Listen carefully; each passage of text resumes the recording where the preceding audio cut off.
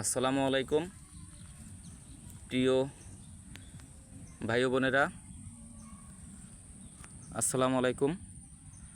সবাই কেমন আছেন? আশা করি ভালো আছেন। আমাদের ভাইয়ের হ্যাচারির দ্বিতীয় পর্ব দেখাচ্ছে আজকে। এই যে হ্যাচারিটায় দুই ধরনের সিকিউরিটি দিতে হয়। যেমন এই নিচে নেট দেওয়া হচ্ছে যাতে মাছে মাটি খাইতে খাইতে যাতে সুড়ঙ্গ না হয়, মাছ বেরোইতে না পারে, এর জন্য নিচের নেটটা দেওয়া হয়।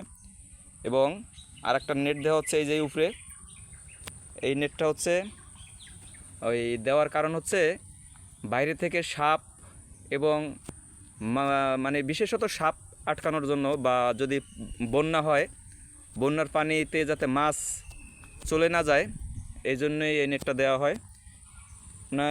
কিছুটা গর্ত করে গর্তর ভিতরে জালটা ঢুকিয়ে মাটি দিয়ে আবার চাপা দিবে যাতে আর কি ওটা খুব মজবুত হয়। তো আমরা যারা চাষ করব এর থেকে কিছু ধারণা বা আইডিয়া আপনারা কালেক্ট করতে পারেন, যাতে আপনার কষ্ট অর্জিত এবং কষ্টের কাজটা যেন বিফলে না যায়। সবাই ভালো থাকবেন।